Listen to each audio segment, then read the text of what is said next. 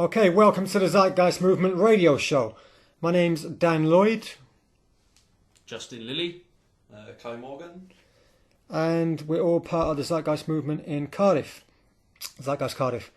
So, last time we did a show, I didn't start the show by giving a proper description of what the Zeitgeist Movement is, which I think was a mistake really, because it should be on every single show as a standalone entity in itself so people understand what they're listening to. So, sorry about that. So, before I get into anything, I'll just try and outline that. The Zeitgeist Movement is a social movement to unite the world, essentially, because of the three things I see principally which are the problem, which is, first of all, the way money's made through the fractional reserve banking system is a system where loan contracts can be turned into 9 times that amount in the bank, out of thin air. It's not connected to any tangible resource as such. It's like an economic gain, and the interest that has to be paid back on that money as well doesn't exist in the actual money supply. So we're in an eternal financial trap until we do something about it. You can add on to that the global footprint network. Say we're using the resources of 1.5 planets every year. By 2030 we'll need 2. It's ridiculous.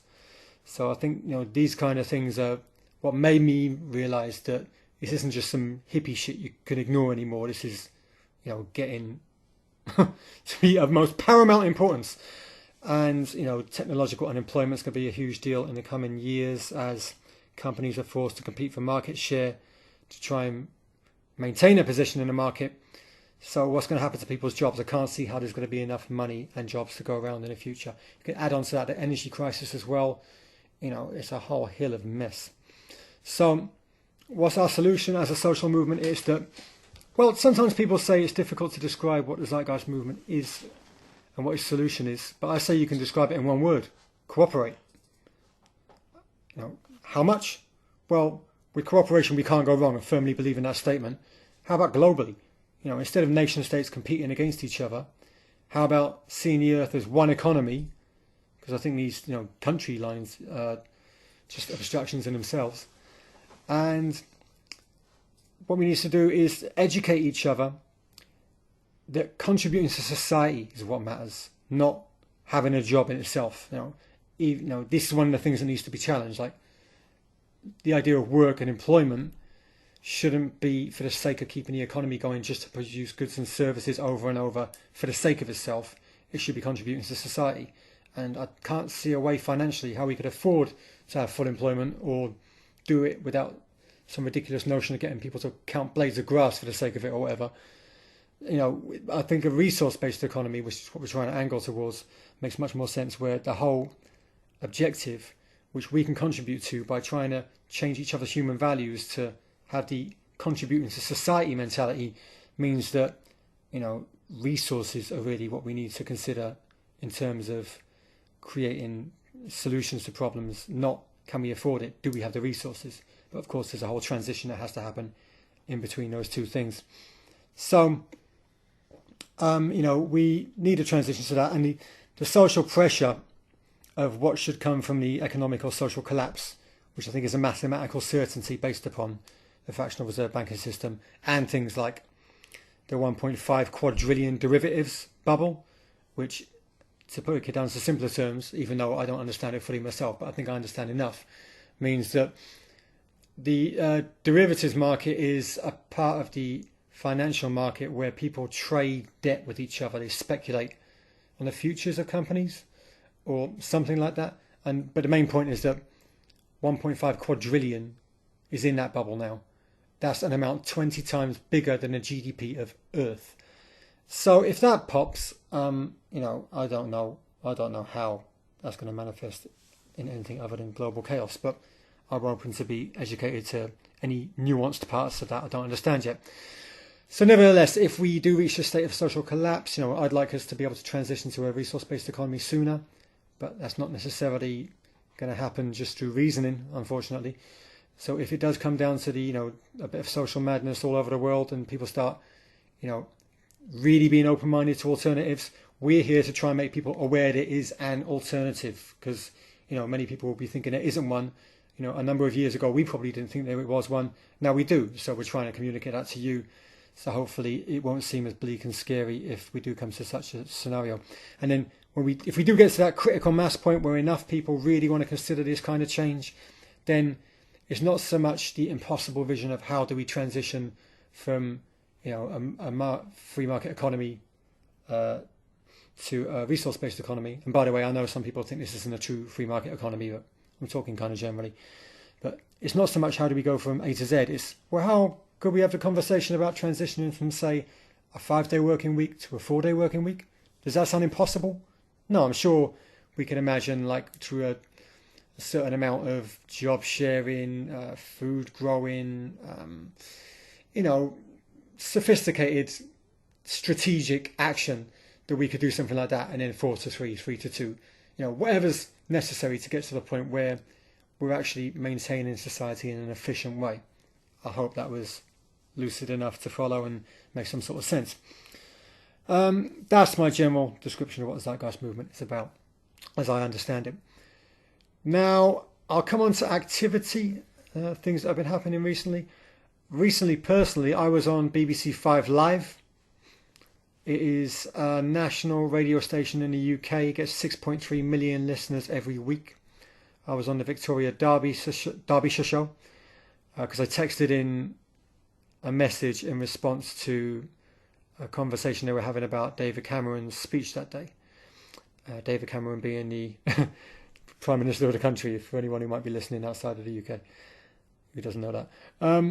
And yeah, you can listen to it if you type in resource-based economy on 5 Live on YouTube. That's 5 as a number, not spelled out F-I-V-E.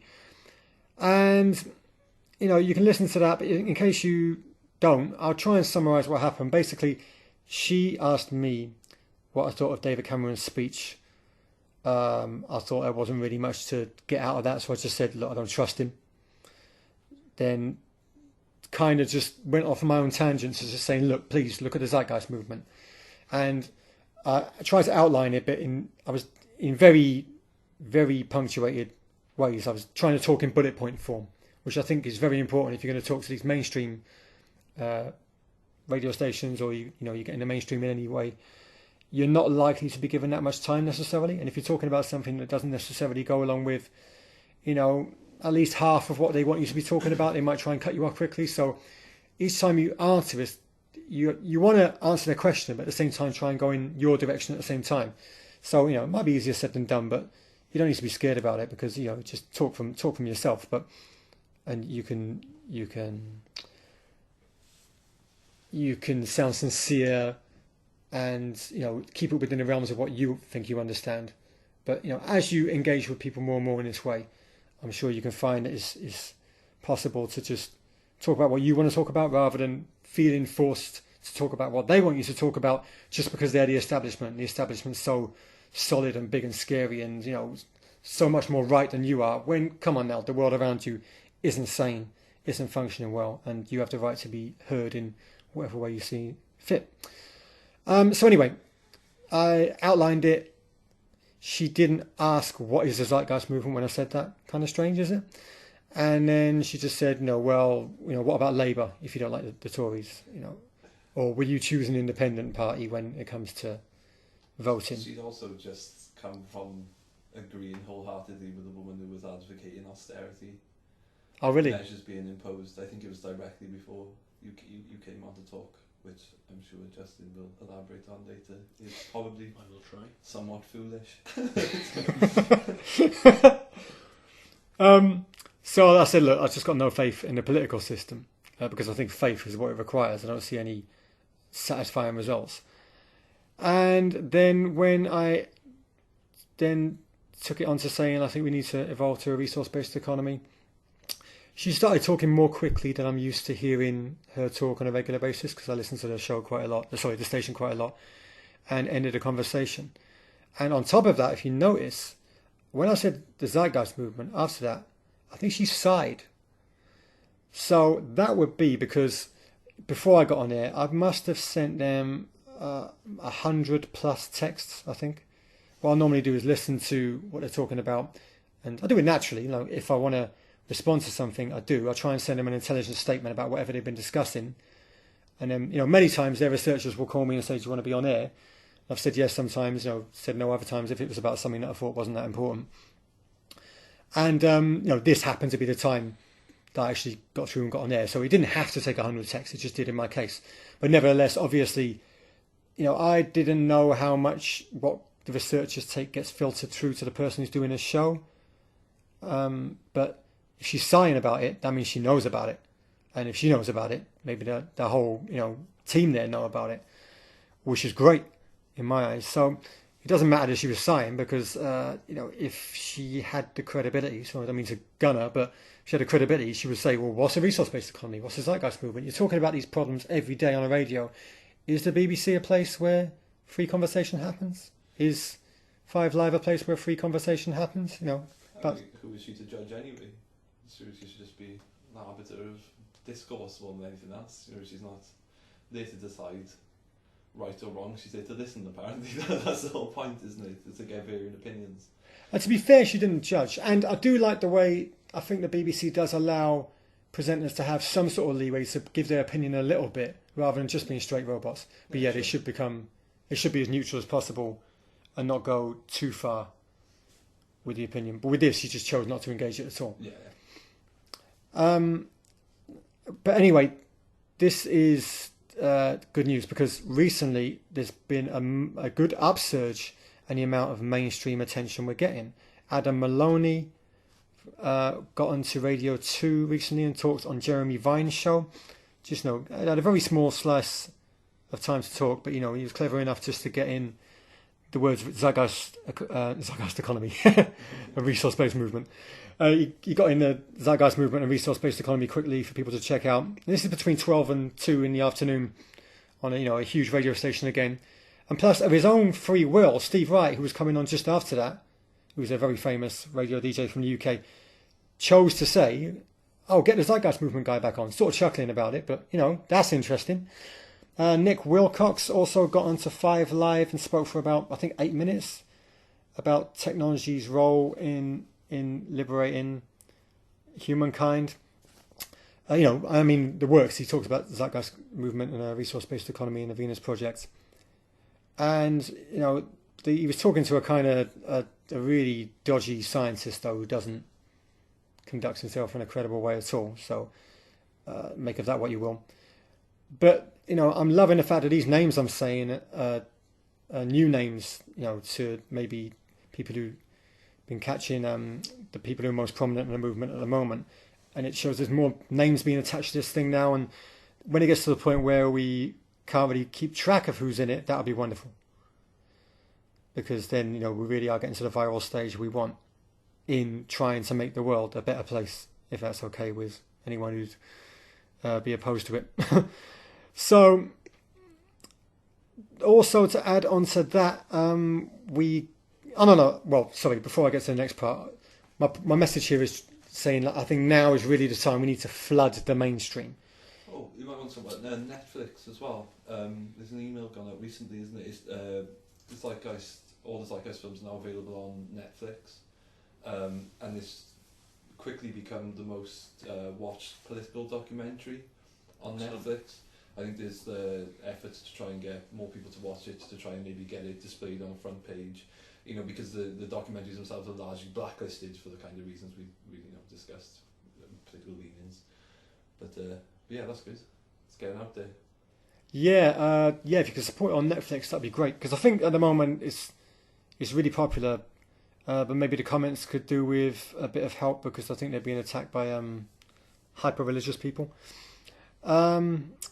So yeah, that's part of and that's more mainstream than I realised, because I don't use Netflix, but I've heard people saying things like, "Oh yeah, this is a big deal," in terms of getting on those sort of websites. I think, is Love Film the UK one?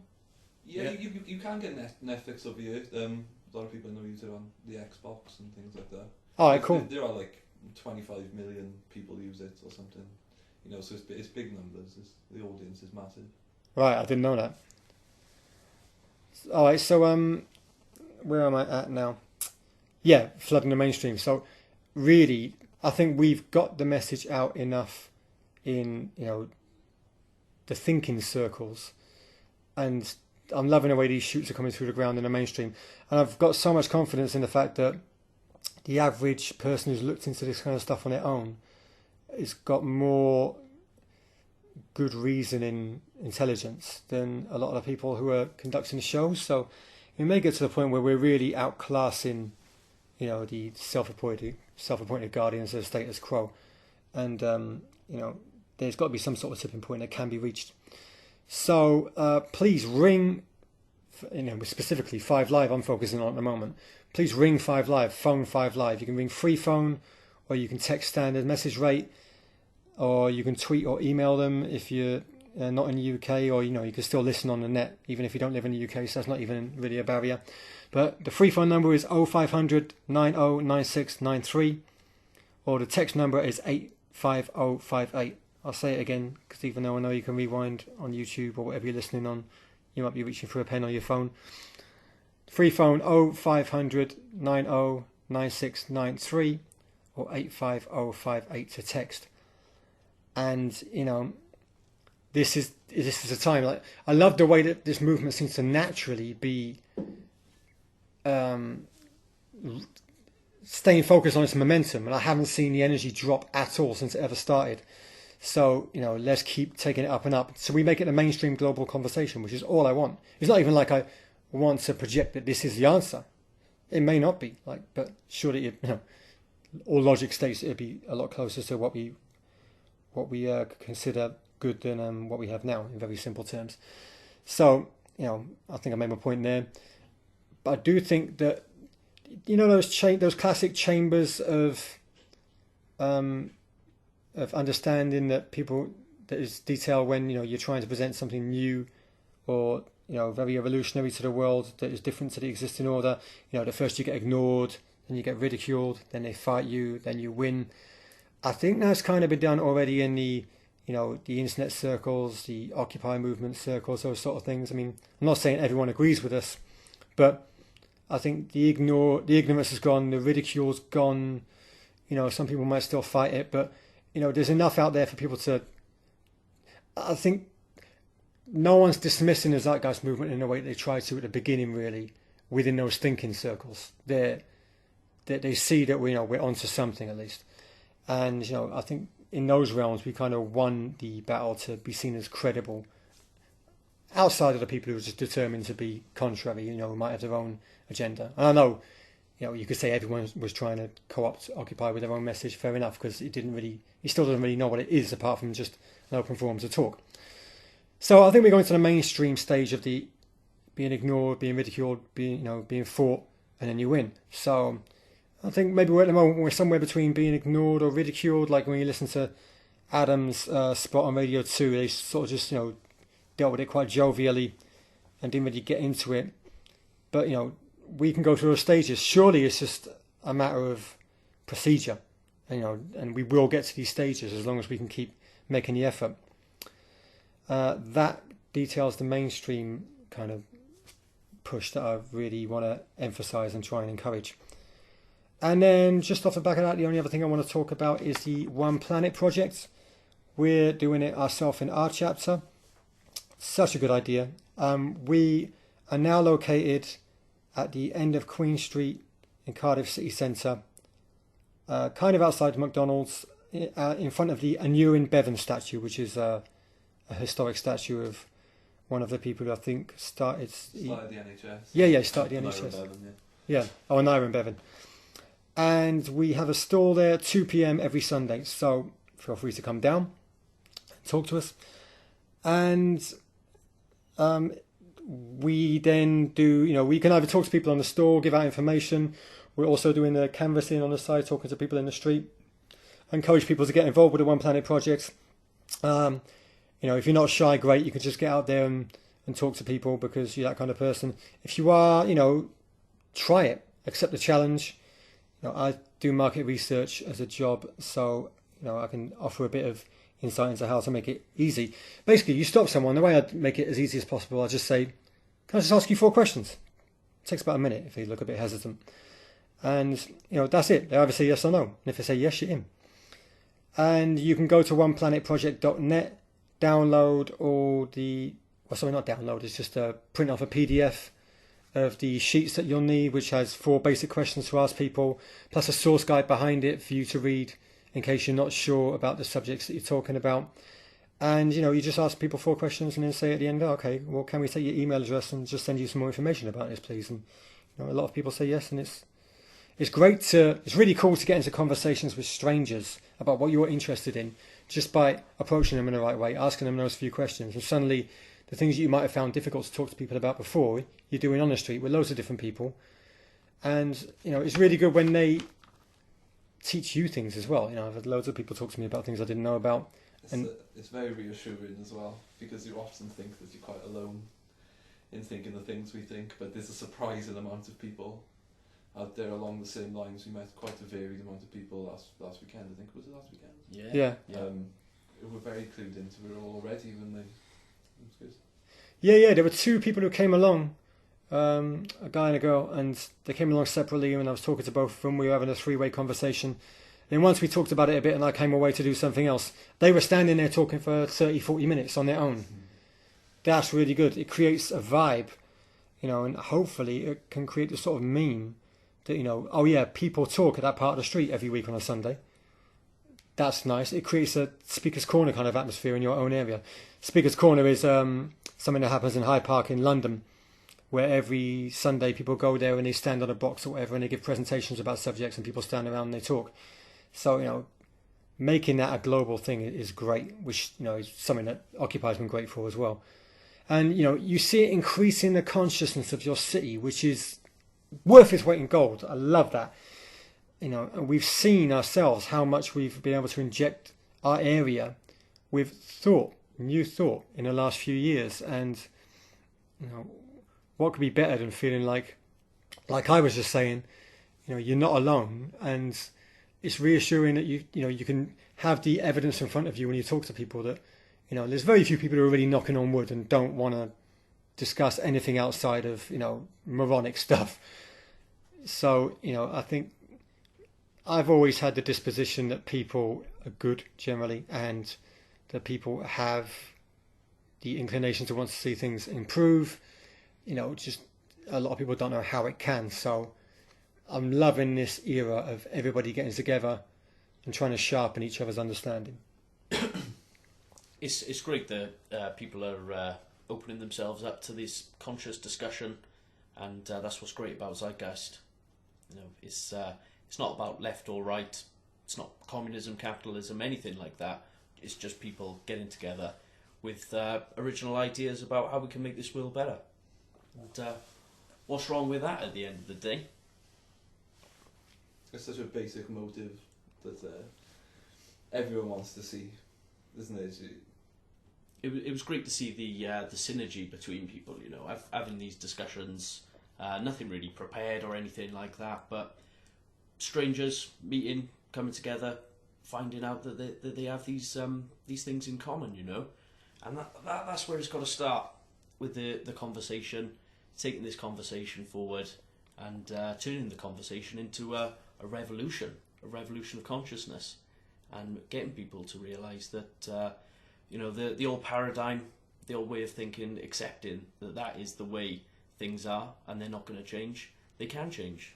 And they always have. We can change it. But, yeah. Things change. Everything goes changes through. is that things change. Yes, that is the one constant, isn't it? But yeah, it's great. People are starting to realise more and more that everything goes through these processes of growth and decay and rebirth. And we're seeing the decay in the economy at the moment, in the financial system, and it's not going to be long before we have a rebirth.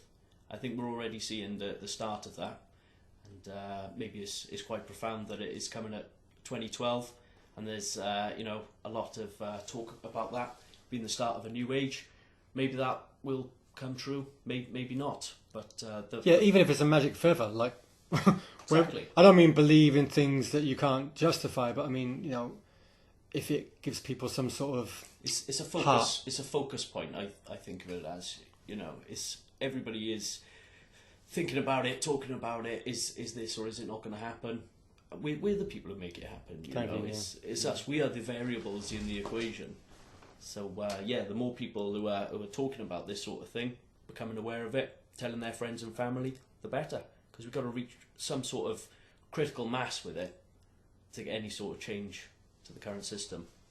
And yeah, I'd like to talk a little bit today about the debt-based money system. You mentioned it already, Dan, about the fractional reserve banking. And yeah, that's a massive problem with where we are at the moment. Our debt, I think, has increased in the last 10 years from £1 trillion to £2 trillion, and that's pretty astonishing figures when you think that's happened in 10 years, and before that, we only accrued £1 trillion of debt up to that point, and suddenly in 10 years we've doubled that debt. So yeah, I think people are suffering from a little bit of collective amnesia at the moment. Sort of, they've forgotten about a lot of the lessons of the past. We've been through the Great Depression. One of my good friends who I work on the Positive Money campaign with, he remembers people talking about the Great Depression and all of that. And there was some great economists who came out of that era. Irving Fisher is one guy who had a lot of really good ideas, and we put the safeguards in place to stop that happening again. Because what caused the Great Depression in the first place was bankers speculating. That's what it was all about. It was property bubbles and exactly the same formula as we've got today. But for some reason, we've stripped away all the safeguards that were put in place, and we've just let the private banking institutions run riot. Effectively, nobody is holding them to account. We accept that we have a light touch policy of regulation, so they regulate themselves, and I think it's plain for everybody to see that that's not happening. So yeah, it's time for a change.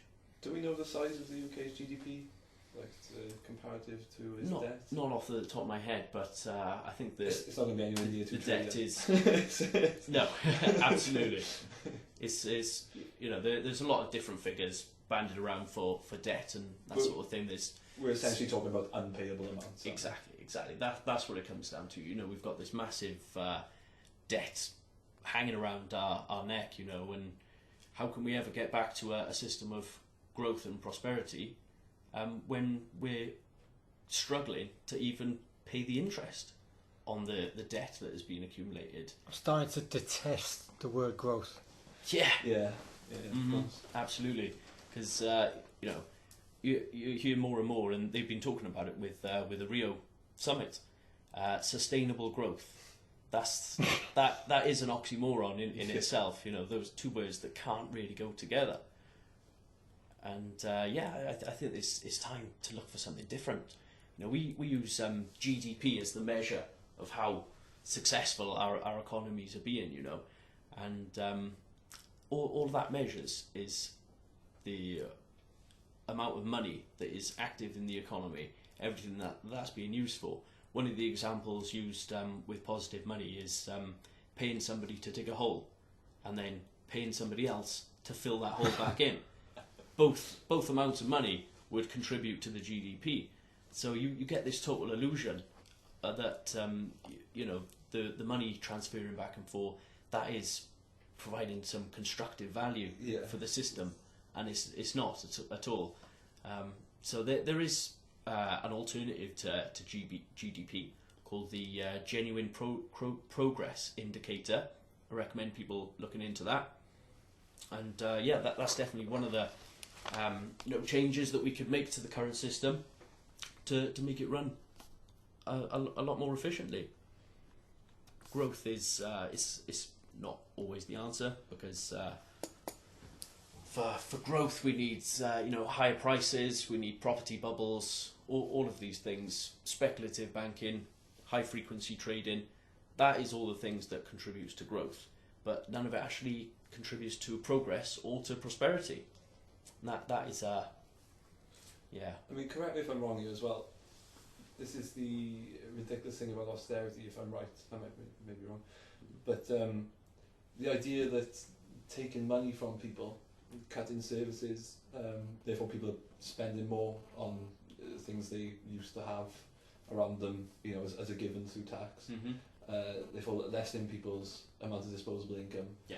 If you want a system based on money to grow, then effectively what that means is you need people to be spending more money. Exactly, they need to have more disposable income rather so than less. Cutting it is surely just going to exacerbate the problem. Yeah, totally. And it's interesting because, you know, we use tax as a sort of a measure to rebalance everything, but rather than taxing the 1%, the very richest in the economy, we seem to be taxing proportionally the middle class and the poor a whole lot more. Now, really, we would want to be taxing them less so they had more disposable income, because it's the middle class really that drives the economy. You know, they're the big consumers in any economy, and if they're the ones who are, you know, getting hit hardest by high taxes, interest rates, austerity cuts, everything like that, job losses, then, you know, there's not going to be the liquidity in the system to keep the wheel turning, and it's just going to come grinding to a halt. And yet we've got the fat cats at the top of the pyramid who have got more than enough money, and that is what's drying up the system. Yeah, I mean the whole thing of we need to tax the rich less to keep them in this country.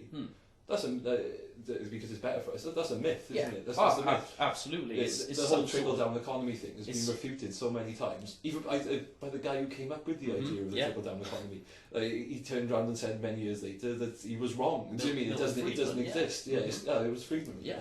That it's not actually better for people to have these big industrialists around. So money is naturally, through the capitalist system, it's attracted to other money. Wealth attracts more wealth. So really the system, an effective system would regulate itself and rebalance so that the money would actually trickle down more effectively. It would be redistributed, by some sort of government provision, because they're not going to be doing it by themselves. Everyone's going to think you're a communist now, man. they can think that. They probably already do. It's just interesting that there's a lot of tax policies that are sort of mentioned as solutions to the current system. There was the Tobin tax, otherwise known as the Robin Hood tax, and that would have been a tiny fraction of a percent charged on all financial transactions on the stock market. And to me that sounded like a great idea, because there's so many of these transactions going on every day, and they don't actually contribute anything productive to the economy. So we should be taxing them. That seems perfectly logical to me. But I don't think that even was seriously considered. I think Cameron made a statement saying, was it something to the effect of, "Oh, that won't run." Yeah, something along they won't lines. have that. Mm-hmm. Yeah. Yeah. Who is in charge here? David Cameron. You're supposed to be calling the shots on this, but politicians, Conservatives and Labour, the front benchers are very much tied in with the banking system, and that goes back to Thatcher, who sort of began the deregulation of the banking system, and Tony Blair carried it on in a big way. It was part of New Labour's manifesto, the cozying up to the City of London, the banking industry, and that was why we had these years of growth and prosperity for everybody. But I don't think people realised that we were always going to have to pay for that at some point, and it was really naive to think that we could just sort of go through that period of high public spending, debt being created by private banks, and that is the major problem. It's money being created privately. We wouldn't tolerate private courts or private police force, private army. So why is it that we accept private banking? They create the money to me it's just like really bizarre. I never realised that was how it worked. I always thought, governments, states print their money. That's what they have a central bank for. That's why we have the Bank of England. But it turns out that's not actually how it works at all. Central banks are privately owned, and they create they work in association with high street banks to create money through deposits. So if you go into a bank and you ask for a loan, they'll do a credit check on you. If that comes out okay, then they will put numbers into your account. That money it hasn't got any tangible assets. It's it's not come from anywhere. It's just a credit's going to one person, and it's going to be a debt on the balance sheet, then to be traded with other people. And this is when the very complicated derivatives and securities market and all of this comes into it. They're borrowing against the future, effectively. So yeah, we've got some serious problems with the current economy, and I personally advocate the Positive Money campaign. You can Google that. They've got some really good videos on YouTube. Their blog is excellent. And what they advocate is full reserve banking rather than fractional reserve banking. So that would mean that all essential banking is safeguarded. So they wouldn't be able to go loaning out savers' money to some investment broker or hedge funds, anything like that.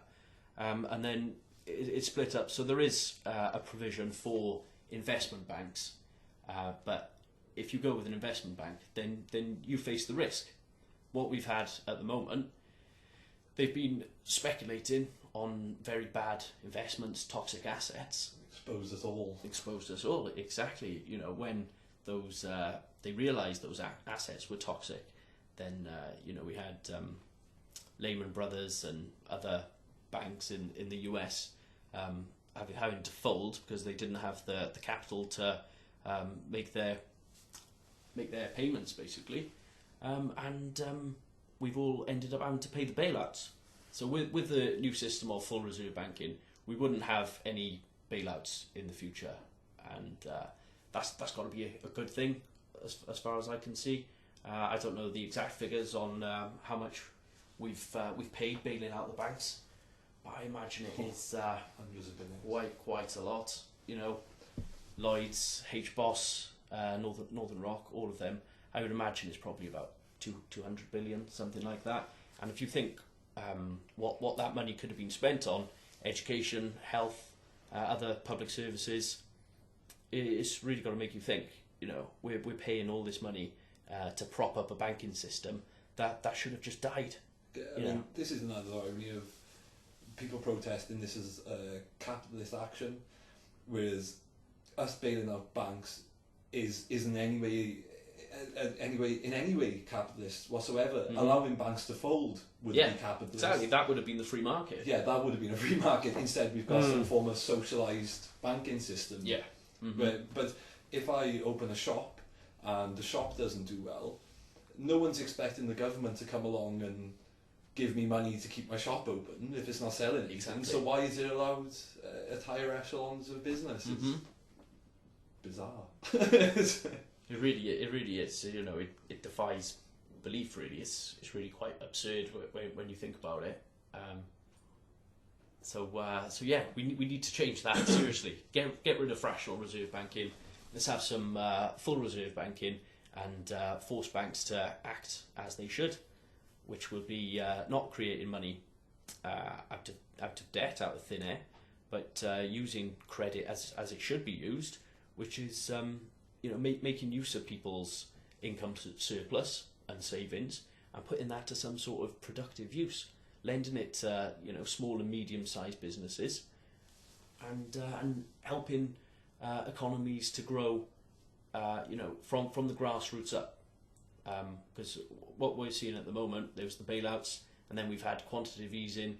I don't know how many rounds of quantitative easing we've had at the moment, but I think 2 rounds. Yeah, I think a third one maybe upcoming. But again, that we're talking about hundreds of billions. How do you visualise that growth from the ground up that you were just describing? Have you heard syndicalism? I've heard of anarcho-syndicalism, which is what Noam Chomsky advocates, right? Mm-hmm. It's devolution down to the lowest level. Exactly. So syndicalism, it's the same as anarcho-syndicalism, just a little bit less anarchy involved, basically. But yeah, you're talking about people setting up cooperatives amongst themselves, common licenses, sharing goods and services, that sort of thing. Bringing people together, funding them through the banks, and getting some businesses off the ground, creating employment. That, to me, that would be a better alternative to quantitative easing, rather than writing banks or the markets these blank checks effectively and pumping billions into the economy, but using that money constructively. So you will allot a certain amount to local councils, or do it on a regional basis, whatever, and yeah, look for talent. Look for people who are looking to set up an enterprise or some sort of venture, and fund them directly that way. That, to me, would be more of a sort of a syndicalist way of overcoming some of the problems that we have at the moment. So how does growth fit into that, really? Well, it would only be that you don't have any business to start with, and then you bring a couple of people together to operate that business, and then there's a cash injection from the government, but this is the other part of positive money. It's not about creating money as debt. It's about governments creating money through the Bank of England, and then that money being put to a constructive use. It can either be used to fund new enterprises, or it can be paid into the public sector. But that money will it'll go into people's salaries. It can be used to pay down the debt. So it'll be liquidity in the system. So is the aim of that in some way to increase competition at a lower level? Yeah, I don't think that it would hurt at all. It's gonna improve competition. It's hard at the moment, because like corner shops are closing down because it seems like there's a supermarket opening up absolutely everywhere, and so business people are having to be more creative and come up with these new solutions for businesses, and a lot of it is to do with e-commerce and everything like that. So many businesses run online these days, and why not? If we've got these new technologies available to us, then we should be using them. But to get some of these technological businesses off the ground, it takes money, and there's no credit at the moment. That is the problem, and it's interesting because the word credit comes from the Latin credere, for believe or to trust, to have faith in. So it's interesting when you think the credit providers, the banks, they're actually providing trust, and hasn't trust been lost massively? We bailed them out, and yet they're still paying themselves these absurd amount of bonuses, and we're talking sort of 4 or 5 million a year for their CEOs. This is why interest rates are so low, isn't it? Mm-hmm. To encourage lending. But cheap money. But they're not lending it to the right people to start up businesses. Bang on, Kai, bang on. They've got the cheap money, and they can do what they want with that. They're investing it overseas, getting a good return on it. Yeah, I mean, at no interest. Maybe we should increase interest rates to Absolutely. Wipe out irrational and irresponsible lending, which got us in this trouble in the first place. Totally. Well, it's the Bank of England who sets the interest rates, so they're the ones who've been keeping interest rates really low. But at the same time, they're the ones who have the power to be creating their own actual money. But they have foregone that right and opened that prerogative up to private banks to be the money creators. If it was the Bank of England creating the money, and that being the sole, pound sterling in the economy, the only people who create it would be the banks. Would be the Bank of England. They would then loan it to commercial banks, all the other private banks and everything, at a higher interest rate, and then that money that they would earn is called seigniorage. And I mentioned Irving Fisher at the start. He was a big fan of using this seigniorage to develop infrastructure, to have good education. Isn't that like a much better way of creating opportunities for people, rather than putting them into debt? Because I mean, what does debt basically mean? It's a form of slavery. That's what it always seems to me. How can you be free as a citizen of a nation that is in billions, if not trillions, of debt? And I think we're seeing that a little bit with Greece at the moment. I imagine they do feel like slaves. They certainly don't feel free. They're answering to to Berlin and Brussels and Frankfurt and all of this. They've got to pay out so much more of their income relative to other people, because they've got this bad credit rating associated with them now. And the same goes for Portugal, Ireland, Italy, Spain. All of these countries are in a lot of debt. They can't afford to pay that debt and service the interest on it. So what's going to happen? They're ending up in more debt as well, aren't they? Because they're taking bailouts from the banks. It's the debt to pay off existing debt. And obviously the money they get doesn't, people assume that it goes to the Greek people to rebuild services, and I don't know why they assume that. But it really goes to banks and then pumped to foreign investors, the people they owe. So when Greece recently took a bailout, they actually ended up in more debt than they were before they took the bailout. So they've just got a little bit longer to pay it back, sort of thing. They're prolonged. Yeah.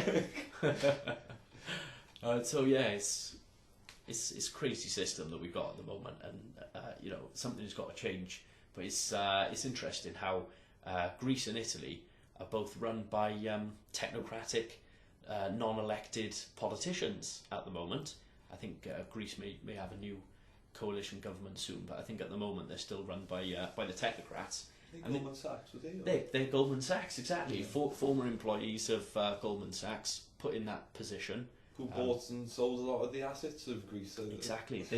They played such a pivotal role in the downfall of Greece by creating this debt to them, and then devaluing assets and playing these games through hedge funding that was extracting wealth from the Greek people, the Greek economy, and transferring it to other places in Europe. Really, really unethical stuff. And rather than sort of helping them out of the situation, they're now putting the people who caused it in charge, and forcing through, or trying to force through, these austerity measures. It was interesting. A few months ago now, in the Netherlands, they had to vote on some austerity cuts, and they just dissolved the parliament. Basically, they said we're not going ahead with this.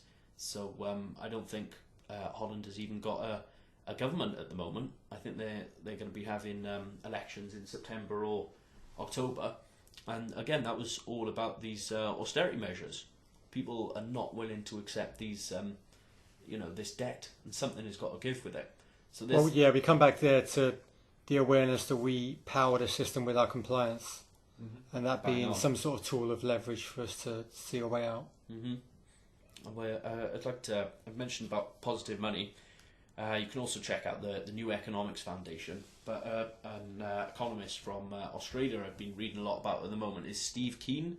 Now he's got a website called Debt Watch, and he talks about some really interesting ideas. It's some really technical economics at points, and I admit a lot of it goes over my head, but I can grasp the basic tenets of it. What he talks about is the debt jubilee.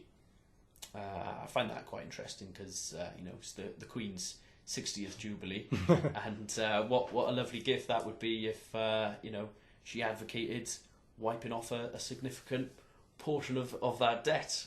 I'm sure quite a few Republicans might actually give a thumbs up to the monarchy if they utilise their influence in that way.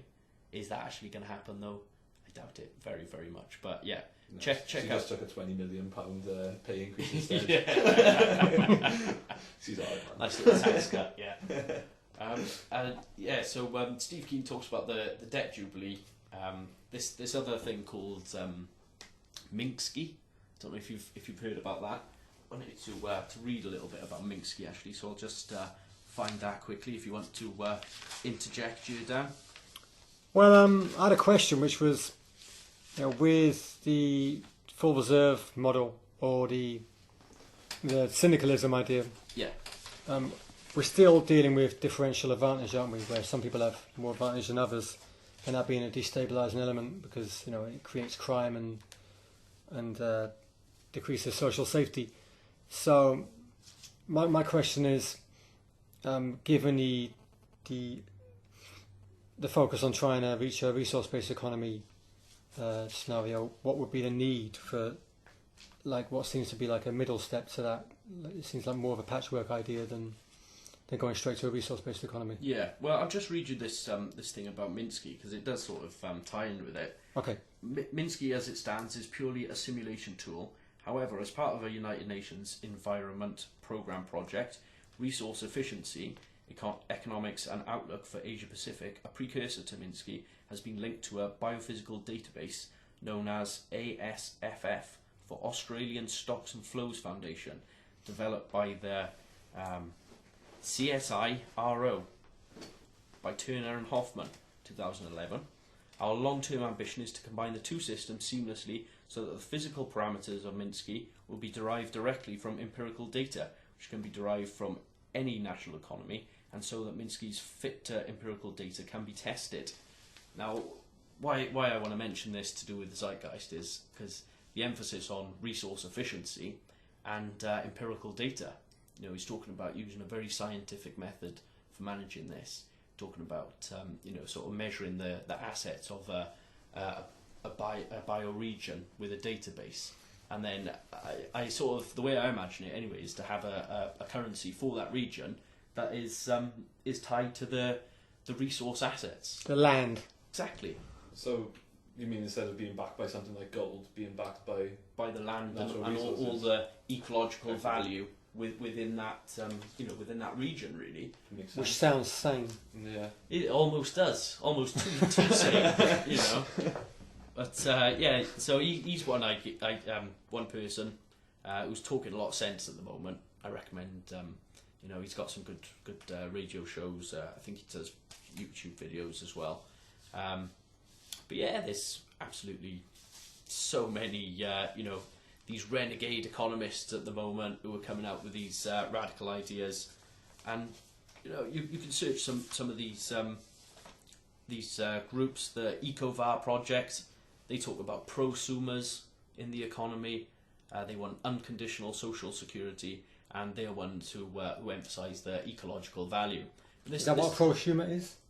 It's more about people giving back to the environment and the economy, rather than being a consumer. So you're constantly taking from it. You're contributing back. There's a lot more information on their website. It's well worth checking out. It's with a lot of these economic sites, it can be quite alienating for people. They're talking very technical terms and all of that. EcoVar is one where it's a lot more humanistic. We're talking about layman terms that everybody can grasp, really. Yeah, I mean, that's good, because I think that's largely the reason why we've ended up in shit creek, to be frank. Yeah. Is that this the world of economics is so convoluted and difficult to understand, like we were talking about earlier, unnecessarily so.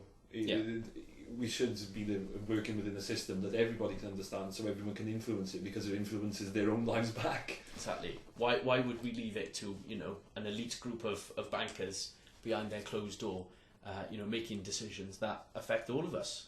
We should all be able to participate in that sort of democracy, and that's why economics has become undemocratic, because it is so privatised. We really need to get it back to economic democracy, and let everybody have a say, and let everybody get some sort of a benefit from using this more regulated economy, rather than the 1% exploiting the 99%, which is what we've got at the moment, more or less.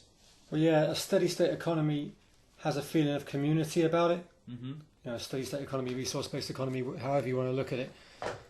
You know, because the definition of a steady state economy, as I remember it from Wikipedia, was that you're using the minimum amount of energy necessary to maintain the economy. Yeah. Which sounds like a, you know, we surely want that feeling of community and family back in our lives. I remember talking to one of my aunts before about this sort of stuff. You know, normally I don't talk to her about anything that's deep, but she said, "Oh, well, I think the world's just like a big family that's lost its way." So it's nice to hear that. Yeah. You know, she thinks about these sort of things. 2, she visualizes it that way, and you know, the lack of complexity in a steady state economy is reassuring. Like, how do you think the steady state economy works? Is it, you know, top down with the government sort of setting the regulations and people following them, or do you think it works on more of a you know, a regional basis where communities come together and sort it out for themselves? The idea is it's ground up.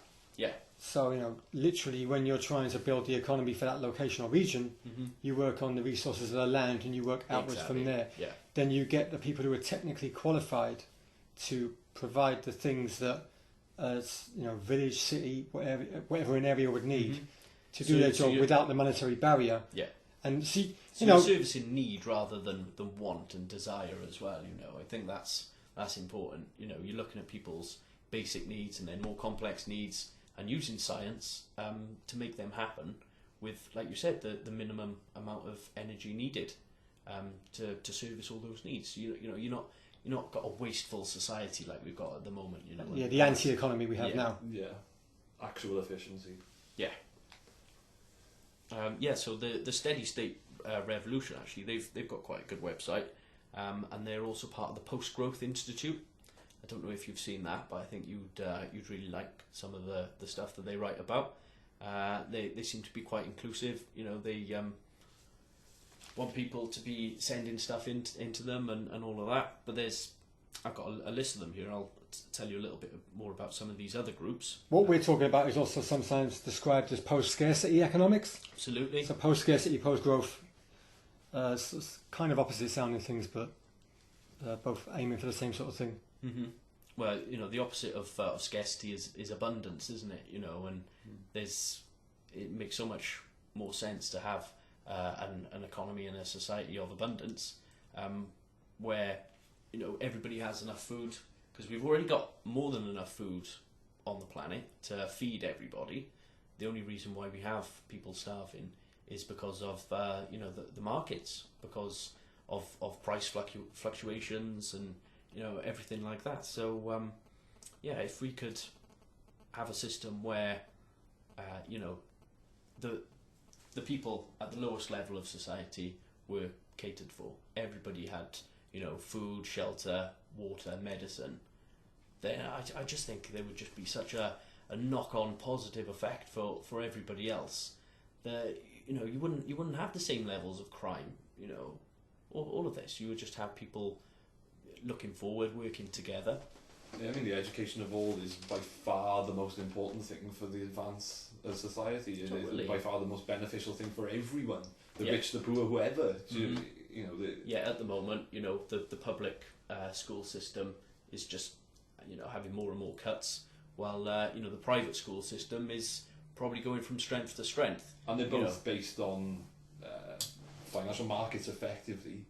There's no real critical thought taught in schools anymore. No. It's preparing you for a role in society later on. Whereas we should at least have some people thinking about creating new roles or creating a new society. Yeah, that would be nice. You know, where are inventors going to come from, or, you know, our artists, if everybody is conditioned to fit a role, which is, you know. And this is why we always get incredibly intelligent people popping up every now and then.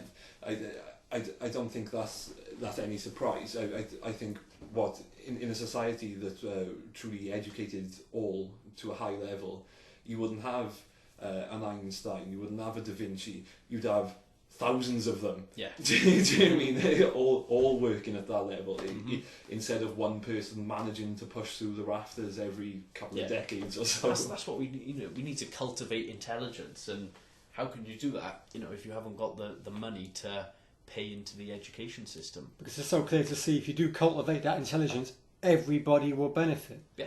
Imagine the kind of society and standard of living you'd have in a world where all those people are contributing to society for you to receive back from it. Yeah.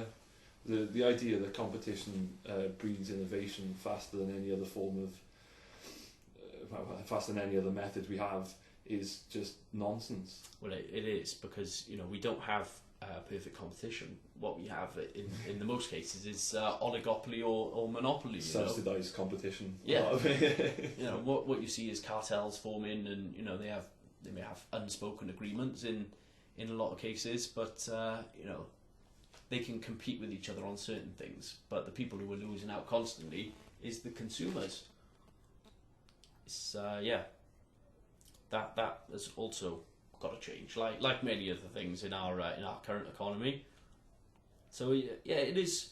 We said about sustainable growth earlier and how that's an oxymoron, but sustainability is actually an important factor, because we have got limited resources on the planet, and like you said, Dan, we're going through them at an exponential rate. So we've got to start thinking more about preserving what we have. Look into renewable technologies whenever possible, and again, why have we not developed renewable technologies over the last 20 years like we had aimed to do? It's lack of investment. It's because the possible returns and profits are not high enough for people, and that's just wrong. They're spending their money, speculating, gambling on stock markets because they've got the information that means that they'll get almost a guaranteed return on what they're doing. The alternative would be investing in solar power or wind turbines or something, but that would be taking money away from the oil industry, and they obviously don't want to do that because it's all connected. At the top echelons of society, the elites, whether it's in media, banking, oil, energy, they're all very chummy with one another. A lot of them probably went to the same schools, and were in these fraternities to get together or whatever, and it's a very sick society. Yeah, the casualty is efficiency and social happiness. Profit is the enemy of efficiency. Yeah, totally. So got a couple of quotes from George Soros, who profited more than anybody else probably from the 2008 credit crunch, and he's one of the pioneers of new emerging thought of alternative economics. So I'll read you a couple of his quotes and just tell me whether you think he's sincere or not, basically. An open society is a society which allows its members the greatest possible degree of freedom in pursuing their interests compatible with the interests of others. I think there's a lot of merit in an international economy and global markets, but they're not sufficient because markets don't look after social needs. I agree with you, George. Markets are constantly in a state of uncertainty and flux, and money is made by discounting the obvious and betting on the unexpected. Stock market bubbles don't grow out of thin air. They have a solid basis in reality, but reality is distorted by a misconception. The people currently in charge have forgotten the first principle of an open society, namely that we may be wrong and that there has to be free discussion, that it's possible to be opposed to the policies without being unpatriotic. Now, he seems to be talking so rationally here. I was a bit confused when I found that he came out with all these quotes, to be honest. I don't know whether he should be trusted or not, but he's got a group called the Institute for New Economic Thinking, or INET. So listeners, please check out George Soros and INET and tell us what you think about that. It sounds great on paper. With what I've heard about George Soros before, my first thought is it standard political speech offering you, the colour black and then giving you the colour white afterwards? Yeah. Mm-hmm. I have a natural suspicion. Yeah. If he is indeed a foundation operative or a foundation owner.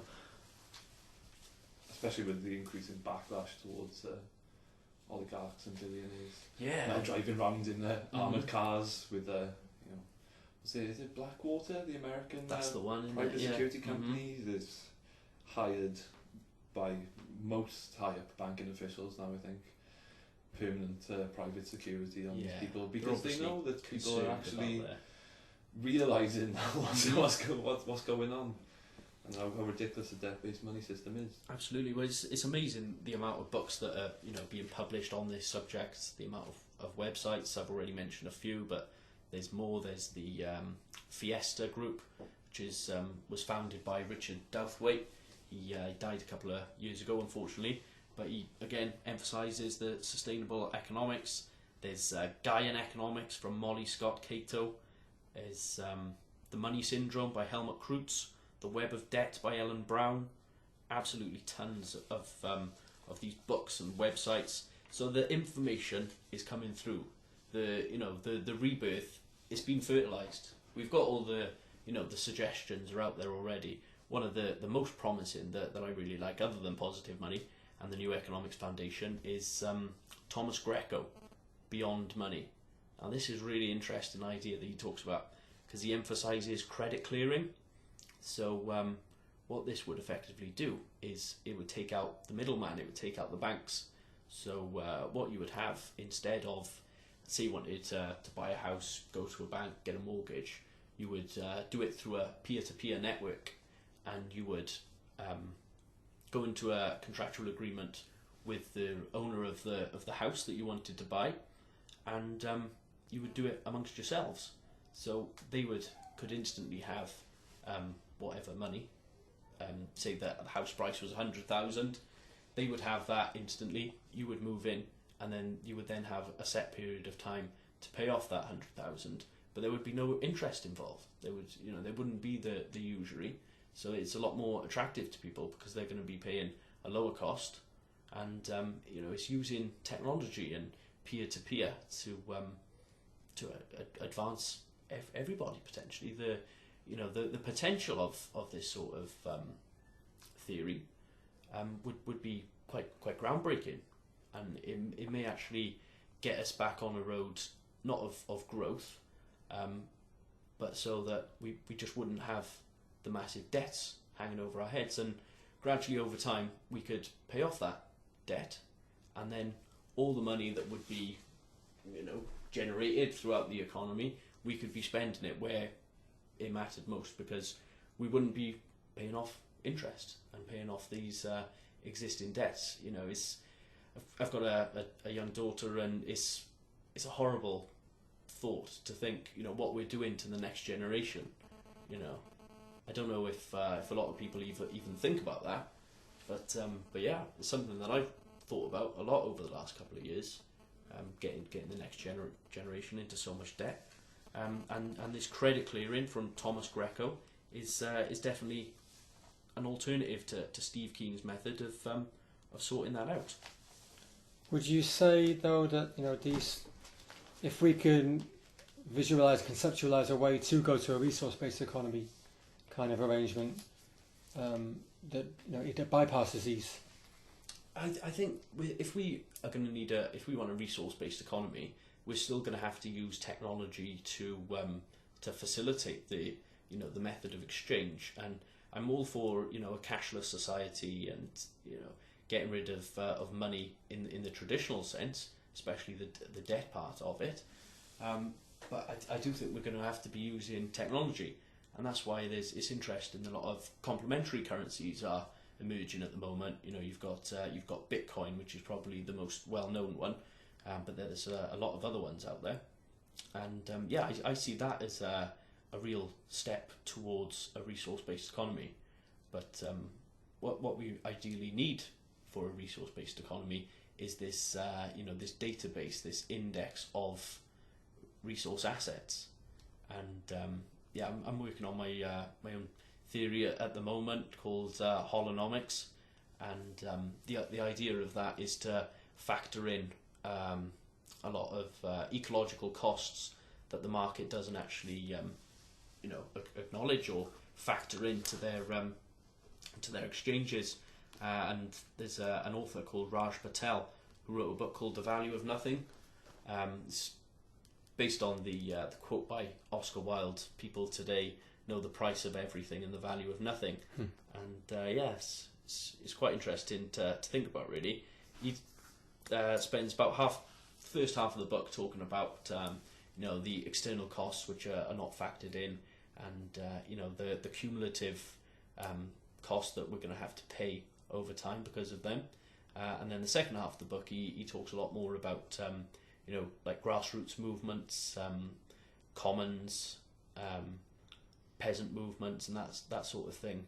Really trying to find examples of how in certain countries they are doing things differently, and it's working to a certain degree. They're doing it in China now as well, aren't they? I don't know. I think a bit. There's been massive resource depletion, obviously, with their economies shot up lately, isn't it? We all know about that. But apparently they seem to the government seem to have realised that they're going to destroy their own ecosystem. Yeah. So have begun factoring in rebuilding the ecosystem. If you destroy one thing, make something better. Another place, definitely. Because eventually, like we thought, growth will just lead to absolute destruction. Yeah, and growth. If we haven't got the the money to be building new roads or anything at all that we need in an economy, then we're just going to get sort of 10, 15 years down the line, and countries like China and other places, they're going to have accelerated far beyond us. It's a great fall of human beings that we're amazing at solving problems, but only when those problems arise. We're too blind to see ones that are coming around the corner quite often. Yeah, there's some great quotes by John Kenneth Galbraith. He was an advisor to John F. Kennedy. One of the ones he said was the process of money creation is so simple. I can't remember now, but the human mind is it doesn't even recognise it, basically. And there's another one that I've got here as well. Yeah, well, we generally unconfident to question the complexity of the system because we think it must be complex, and for questioning it, we must be too simple. Yeah, exactly. Basically that because it's so simple, our mind is repelled and we don't even think about it. We just think, it must be more complicated than that. So we just don't give it any more thought, leave it up to the supposed experts, economists who are basically pseudo-scientists in their own way, coming up with these theories which don't actually count for a whole lot. But the second quote from Galbraith is, "The emancipation of belief is the most formidable of the tasks of reform, the one on which all else depends." So it's this emancipation of belief. Once we release people from their established belief systems, that is the sort of the foundation of progress. But at the moment we're so attached to the past. People say things like the good old days, and always sort of looking backwards, seeing how we can get back to a bygone era almost. When I love Zeitgeist because it's futurist in its vision. It's not looking backwards. We're looking to the future. We're looking at the present and the problems that we face, and logical solutions to overcome them. So there was a good statement by the lady who was in the documentary The Economics of Happiness. She said, "Don't leave the economy to other people, please." Yeah. I think it takes just a bit of self-esteem to look around you, and I know it's hard for some people who might live in the UK or somewhere just supposedly a developed country, and see everything seems all right. Well, you need to pay attention to what's going on, because how long will it seem all right for? When you were talking about if we were trying to transition to a resource-based economy, we'll need to use technology. Would you not say that money is an inefficient form of access to that technology? I think so. Yeah, I think there are better alternatives that we can be looking at now. I think it's only just starting, really. But Bitcoin is not the only complementary currency out there at the moment, and I recommend people go and read a website called Dyndy, Dyndy, and that's the best site that I've read recently. talking about complementary currencies. They've got a really good database of all different currencies that you can use. Can you explain online at the moment? Sorry, can you explain complementary currencies? So what it basically means is that you trade in a certain amount of your pound sterling, for example, and that will then buy you a certain amount of complementary currencies. But there's often things about these complementary currencies which will make them distinctive in some ways. Like one of them is this idea of demurrage, which was it was used by a German guy called Silvio Gesell early in the 20th century, and it was based on stamps. So these stamps would mean if you held on to the currency for too long, the stamps would mean that it depreciates in value. So the idea is that you keep it in circulation, and they're using this idea of demurrage on some of the complementary currencies to ensure that people don't just accumulate them and then hoard them to stop other people having access to them. That's just one example of how it works. But the complementary currency idea, it's not in any way different from a regular currency. It's just an alternative. So if there's a shortage of actual currency, like there is at the moment, then people will use these complementary currencies as a sort of a make-way, as a stopgap, if you like. It prevents monopoly. It prevents monopoly, definitely, because it's decentralising the system. We're having diversity of currency, so there's more competition. You're not going to have any sort of monopoly or oligopoly in theory, and it seems to be working. The places where it's being trialled at the moment seem to be doing very well with it. There's the Bristol pound. That's quite a recent one, actually. The one that's been going longer is the Brixton pound. I think there's about 30,000 Brixton pounds in circulation at the moment, and they operate on the basis, I think, that it's equivalent to one English pound, but for every £10 that you invest in Brixton pounds, you get an extra pound, something like that. So there is that incentive there as well, and whoever's in charge of it, they ensure that they're not printing too many of them, because if they printed too many, then it would sort of devalue. They keep the circulation dependent on the amount of users that they have. So where does the extra pound come from? I'm not 100%, as far as I know, when it was explained to me. But it does. Okay, it can be looked into. Yeah, it can be looked into, but where they sort of profit is from like tourists almost. So people coming into Brixton, they want to use the Brixton pound, and then they leave without sort of redeeming them. So then that money goes back into the pot, sort of thing, for them to redistribute at a later date. But there's other ones. There's the Totnes transition pound. Don't know if you've heard about the transition movement. Yeah. But they're doing some really good things, and they've come up with this idea. Now they're doing it slightly differently, so it's more of a community currency. So the idea is for nobody in a community is going to have to go without.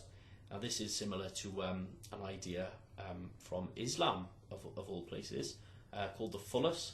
So in Islamic countries, they have this idea of Fulus, which is like loose change, which is given quite freely from the rich to the poor, to ensure that that they have enough for food and drink and shelter and all of that. And the transition movement are using that sort of idea, and that seems to be progressing quite well at the moment. But there's absolutely loads of information online about complementary currencies. Too much for me to read all of it and have a full grasp at the moment, unfortunately. But it's an ongoing project to be learning about that. We helped organise a presentation by Positive Money and the New Economics Foundation in the Welsh Assembly earlier this year. We were asked by the Tory AM Darren Miller to research complementary currencies and come back to them in the autumn with advice whether we thought a complementary currency for Wales, like a regional currency, could be implemented, and what would be the benefits of that.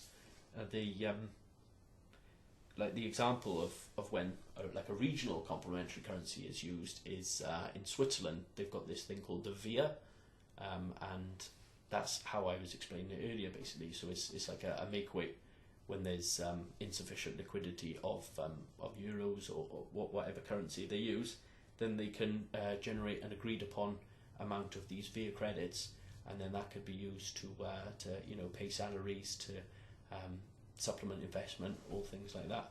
Now, with complementary currencies of that nature, when it comes to like regional rather than communal, the main important thing is whether they're acceptable as taxes. Oh. So, because if you think, they're going to be in circulation, people are using them for this and that, for their spending, whatever. But if you were an individual, as a sole trader or a business or whatever, would you accept these credits if you couldn't use them to pay your taxes? They need that sort of authority coming from the government to make them work, is how it seems to me anyway. And Cardiff has actually got its own community currency, the TAF's pound. Yeah. But that's not, you can't use that to pay your taxes. But if you could, businesses could pay business rates with that, or income tax, whatever, I'm sure it would take off a lot more quickly, really. Yeah. So I think that is one of the main factors when it comes down to complementary currencies. There's another one in Uruguay, by the way, actually, as well, called C3. There's some good articles online about that. It's not really the sort of thing that I can explain, because you're better off reading about it with the diagrams and everything. But yeah, I do recommend everybody check out the Dindy website, because that's got some of the best information available on there, and they advocate some other really interesting ideas, like basic income, like a social equity, where everybody, all citizens, would be entitled to a certain amount of not even tax-free. I suppose it's similar in a way to working tax credits, but the way I think about it is, for people on low incomes, they would have it in addition to their income, so it would be like a benefit that you don't lose just because you're working. You wouldn't lose it until you're on a middle to a higher income. I think that's a really interesting idea. Like we talked about, if people had those base needs catered for, they'd be a lot more aspirational. They'd be thinking about traveling and becoming an artist, becoming an entrepreneur, doing more education, whatever. But if you just sort out people's basic needs, tax the luxuries if you have to pay for that. But yeah, we need to move to this more egalitarian society, because financial capitalism has totally failed because of greed. I'll just read you a little couple of quotes from Plato. There are three types of men: lovers of wisdom, lovers of honour, and lovers of gain. And that's, it's interesting that there are these people who they just gain for the sake of it. They want to accumulate and acquire profit, not to do anything productive with it, but just so that they could have it, and that they have the status that sort of goes along with being wealthy. But that's enabled by manufactured scarcity, isn't it? Because without that, there'd be nothing to gain. Absolutely. I'll just read you one more quote, and then I'll go on a little bit about manufactured scarcity. To the rich, all the gold which is under or upon the earth is not enough to give in exchange for virtue. And it's interesting. You think human virtue is something which is very undervalued, underappreciated at the moment. People who sort of got self-confidence. They may not have wealth, but if your expectations are low, then in your own way you are wealthy, because you've got this the virtue, the honour, what you're sort of giving back to your friends and family and people in your community, that sort of thing. The wealthy people, sometimes they may contribute in those ways, but at the expense of exploiting a larger group of people, you know. About manufactured scarcity. There's a writer called Vance Packard. I think he was writing in sort of the 60s. He was one of the first people to come up with the term planned obsolescence in his book called The Waste Makers. He lists many examples of waste and the intentional production of garbage within a capitalist market economy. Expecting rationality from the market is naive. Disappointment is certain. Why is a market economy wasteful? A market economy was wasteful because its actors follow a microeconomic rationality that is not true for macroeconomic reason. We see this very clearly in the current financial crisis. Rational microeconomic conduct causes a macroeconomic catastrophe. When an individual bank receives credits with higher interest to start businesses and thus becomes indebted, that is completely obvious microeconomically. The lower the capital holding requirement and the higher the sum of conferred credits, the higher the profits. But when one adds this up for all banks in Germany, one comes to €1 trillion of uncertain foreign assets of banks. That is more than double the capital of these banks, €360 billion. In the US, the relation is the same, while the absolute amounts are much higher. So, you're talking about this sort of the disconnect between the micro and the macro economies, basically. And it's profit. I think you mentioned it earlier. Profit means that markets are inefficient. If you had an efficient market, prices would gradually decrease over time, and that would lead to profits equaling out at zero, pretty much, if the market was allowed to operate freely, as it probably should. But because capital and wealth is accumulated in the hands of the few, they have the leverage which allows them to abuse the system effectively, to artificially keep prices high when they want them to, and if they want prices to be low, then they can make prices fall, because they've got the wealth to be trading on the stock market. And I think you see this quite a lot with JP Morgan and what's his name, Jamie Dimon, and another guy from Goldman Sachs, can't remember his name. It's Diamond. I really wish it was Diamond. It's Diamond, is it? Bank of America, isn't he? Head of Bank of America. Mm-hmm. But there's loads of them, and they're all pretty corrupt, really. Yeah, I mean, is it Tim Geithner as well? And Geithner, yeah. And you see it regularly with gold. Gold is being quashed continually because of the worry that people might actually start using gold as a back currency again. Mm-hmm. Somebody, nobody knows really who, is selling insane amounts of gold to keep the price down on a daily basis to suppress the price. So yeah, there's loads of price fixing going on, and like you said, eventually over time, productivity and automated manufacture of goods should bring the price of certain things down. Mm-hmm. So they just everybody isn't able to have them. Yeah. But obviously that hasn't happened. Not for 100 years. Absolutely. I'll just give you a couple more quotes on oligarchy and neo-fascism from publiccentralbank.com. Regarding the Great Depression, you're right, we did it. That was Federal Reserve Chairman Ben Bernanke who said that, apparently. Found that quite funny, really. But yeah, he's one of the people most responsible, the Fed in itself, really, just the way that operates. And if people can't see through that in America and, the way the Federal Reserve System works, from watching films like The Money Masters and Secret of Oz, then, I can't see what is going to get through to them, basically. Whoever controls the volume of money in any country is the master of all its legislation and commerce. That was President James A. Garfield. He was, I think there's 3 very anti-banking presidents who were assassinated: Lincoln, Kennedy, and Garfield. So another person worth checking out for people. We haven't got time to talk much about community exchange systems, credit unions, and lets and things like that, but I think we've touched on them enough. Anything else to add, guys?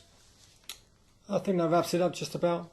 Yeah. There was some. I know there's some sort of room for differences in focus, but there's some good transitional ideas there. And feel free to leave any comments if you want underneath, and we'll try and incorporate responses to them if need be. And we'll catch you next time. Thank you very much.